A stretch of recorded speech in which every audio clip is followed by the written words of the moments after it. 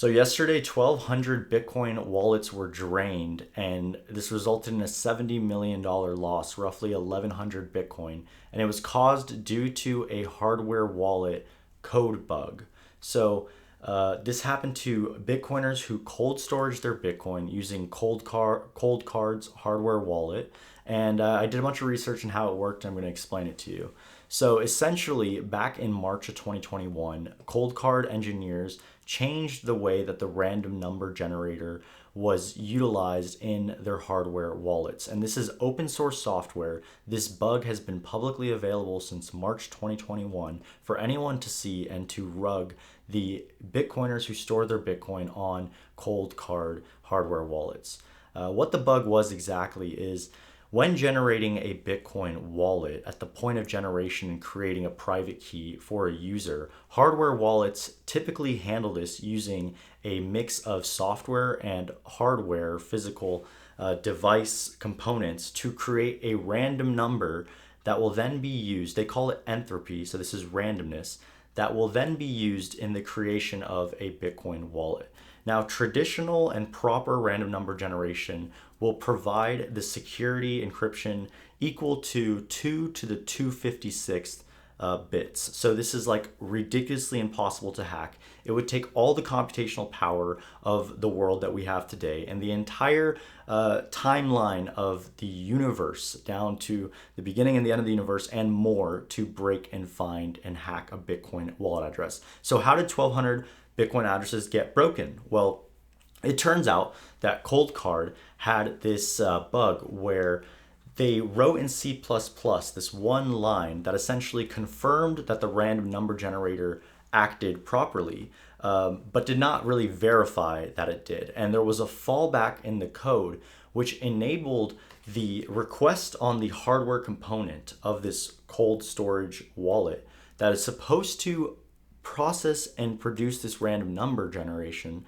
There was a fallback that if that was not properly reached, it would then fall back to some subset of randomness, which was produced by the device ID and the time gaps in between the user's setup of the wallet. Now, this sounds really confusing, but it's quite simple to understand if you really think about it. So instead of the proper random number generator, which has the complexity and the entropy, as they call, of 2 to the 256, this fallback basically constrained the number of bits actually down to like 2 to the 30, right? That's the number of random numbers that was produced was chosen out of a subset of numbers of 2 to the 30 rather than 2 to the 256. And what this causes is that the number of possible random numbers is now much smaller, extremely small actually, compared to the traditional 2 to the 256 randomness and hardness that you expect when using a random number generator and creating a Bitcoin wallet. And so what a hacker was able to do is to locate that vulnerability in the open source code. Again, this was open and available since March 2021. In the open source code that was available on GitHub, somebody identified that vulnerability and then mapped out all the possible number combinations, that 2 to the 30, using high computation, and then running a number of private seed generation utilizing that random number in the hashing and in the wallet production, and was then able to check what these private keys allowed and unlocked. So which wallets were associated and generated with these private keys.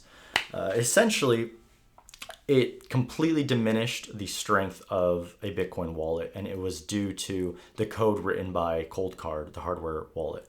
The crazy thing here, and why this is such a big deal, and it's caused Bitcoin X spaces to go on a roar, and I'm talking 24-hour sprints of Bitcoin engineers on Twitter X spaces, which are like these live podcasts, is because this is a really scary exposed issue. What happened is this is a code error. This is not an error of how Bitcoin's infrastructure was built.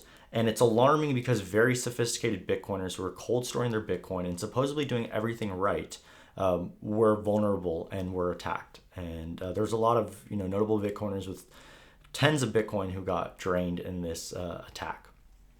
And so the issue is that AI enabled this, and now we're seeing that the power of AI is that it's able to suss out these code errors and bugs that have been that are open and able to be reviewed because they're open source. And once they're able to identify it, a bad actor can then leverage that exposure to gain access to people's Bitcoin.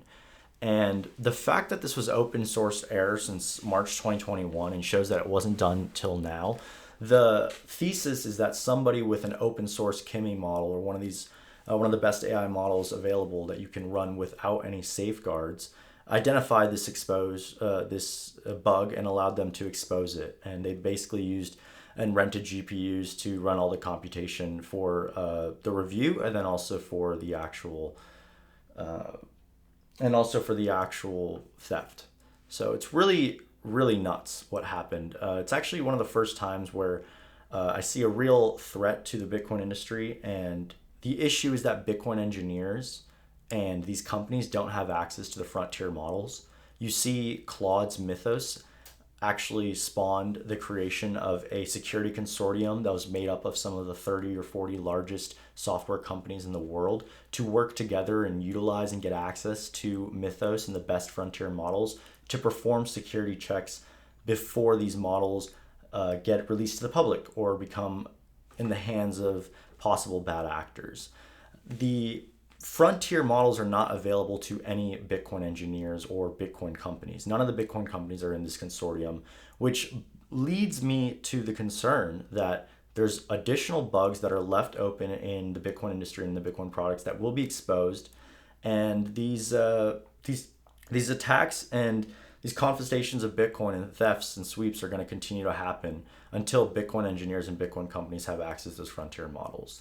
And if you're wondering how somebody was able to utilize such a strong model when these Mythos level models are not available to the public, it's open source models. So open source models are typically 4 to 6 months lagging in capability to the closed source, closed weight models that are proprietary to the top AI labs. And so these open source models are now good enough that if you run your own local cluster of GPUs, which to run Kimi locally would be 300 to 500,000 to set up, or you can rent it on some infrastructure that say isn't doing this type of log checking to prevent bad actors from renting this GPU compute, right? Someone who's able to use that, and bad actors likely and typically the standard profile is like North Korean Lazarus group or any of these bad actors that have access to this infrastructure and this money to try to seek out illicit funds and cause thefts.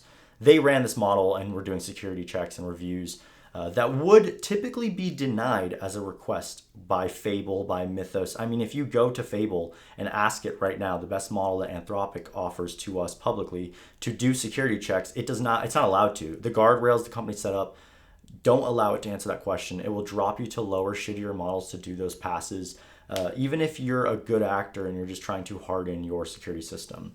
So it's really interesting. It's scary for a lot of Bitcoiners. It led to many, many hours of discussion in the community. And yeah, that's how I think it's 1,082 Bitcoin were stolen and 1,200 addresses. So I really, really hope that the Bitcoin industry gets access to these frontier models. And there's a $15 million Bitcoin security consortium that was put together by about 9 institutions, including BlackRock and some of these more centralized firms. Even Cathie Wood's ARK Invest and Strategy was one of them, Blink. And all these companies basically committed to offering dollars for Bitcoin engineers to run security checks and to harden the industry against quantum. And also they mentioned a little bit against, the advancement of AI and the advancement of tooling from bad actors. But there has not been any material contribution or effort from a network sense to open up these models from Claude and Anthropic to the Bitcoin industry. So I have a great concern about this, and I am reaching out to those who organize this consortium to encourage them to reach out to Anthropic and get access to these models and run various penetration tests and security reviews on every product that is open source for Bitcoin, and offer closed source companies a way to white hacker and fix and harden their code and technologies before the general public goes ahead and uses them. So yeah, that's my 2 cents on what happened, and a total review of what happened yesterday with Coldcard's hack. So if you were hacked, or if you know someone who was, or want more information about how to cold store your Bitcoin, highly encourage you to go on X and seek out that information. There's tons of spaces being held right now to help people with that, and tons of information on how to do it. The TLDR is you want to harden entropy by doing dice rolls, or adding passkeys and adding your own sense of randomness into the passkey and wallet generation sequence, which hardware wallets support, but most people, out of convenience, you don't sit there with dice and create randomness.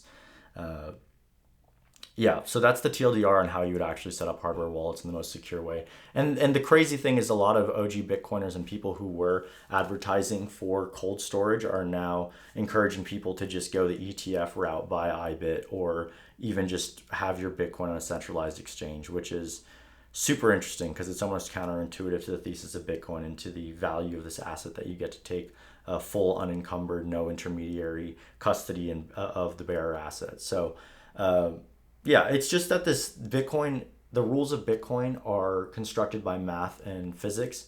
And unfortunately, that responsibility is very difficult for people to take on by themselves. And so the community is basically encouraging individuals to move their coins into the centralized exchanges if they're not willing to do the homework and have the technical expertise or knowledge to understand this stuff and take proper care when setting up their cold storage structure. The other thing is, you want multi-key, multi-vendor key generation when creating cold storage wallets. So if you are interested in doing that, that's the first step in the first place you would go to have a properly secure hardware wallet structure for your Bitcoin. Cool. Well, hope to provide more insight on other news that happens. Hopefully not more news of exposures like this, but more exciting news around Bitcoin and the industry and the moves they're making. I've got more topics to share in the coming videos. Appreciate you watching this. Have a good night.